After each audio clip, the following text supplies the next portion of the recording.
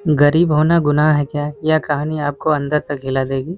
ज़रूर सुने दोस्तों। एक 5-6 साल का मासूम सा बच्चा अपनी छोटी सी बहन को लेकर गुरुद्वारे के एक तरफ कोने में बैठा हाथ जोड़कर भगवान से न जाने क्या मांग रहा था और मन ही मन सोच रहा था कि गरीब होना गुनाह है क्या?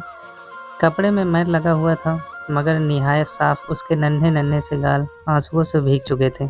बहुत लोग उसकी तरफ आकर्षित थे और वह बिल्कुल अनजान अपने भगवान से बातों में लगा हुआ था। जैसे ही वह उठा एक अजनबी ने बढ़ के उसका नन्हा सा हाथ पकड़ा और पूछा, क्या मांगा भगवान से?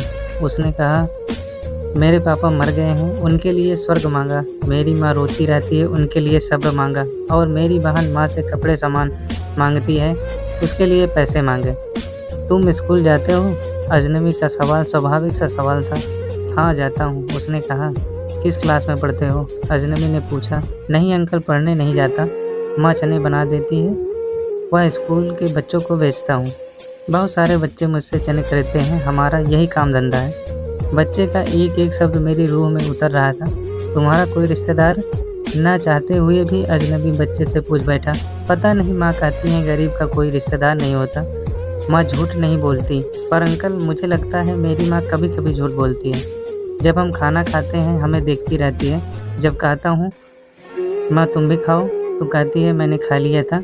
उस समय लगता है झूठ बोलती है। बेटा, अगर तुम्हारे घर का खर्च मिल जाए तो पढ़ाई करोगे? बिल्कुल नहीं। क्यों? पढ़ाई करने वाले गरीबों से नफरत करते हैं अंकल। हमें किसी पढ़े हुए ने कभी नहीं पूछा, पास से गुजर जाते हैं। अजनबी हैरान भी था और शर्मिंदा भी। फिर उसने कहा, हर दिन इस गुरुद्वारे में आता हूँ, कभी किसी ने नहीं पूछा। यहाँ सब आने वाले मेरे पिताजी को जानते थे, मगर हमें कोई नहीं जानता। बच्चा जोर जोर से रोने लगा।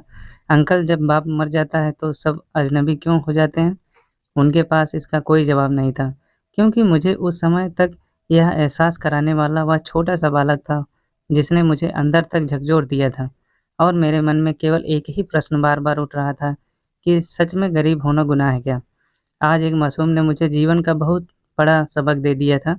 शायद कभी कभी ईश्वर इस तरह के दूत हमारे पास भेजते हैं ताकि हम आत्मचिंतन करके समाज के कल्याण की भावना की ओर अग्रसर हो सके। ऐसे कितने मासूम होंगे हसरतों से घायल हैं। बस एक कोशिश कीजिए और अपने आसपास ऐसे ज़रूरतमंद यतीमों, बेसहारों को ढूंढिए और उनकी मदद कीजिए। मंदिर, गुरुद्वारे में सीमेंट या अन्न की बोरी देने से पहले अपने आसपास के किसी गरीब को देख लेना। शायद उसको आटे की बोरी की ज़्यादा ज़रूरत हो। यही दरिया दिली आपको एक अच्छा इंसान बनाने में मदद करेगी। तभी हम एक बेहतर समाज और देश की परिभाषा को साकार कर सकते हैं। दोस्तों, यदि मेरे द्वारा आप सबको सुनाई गई कहानी अच्छी लगी हो तो कृपया एक सब्सक्राइब ज़रूर करें। धन्यवाद।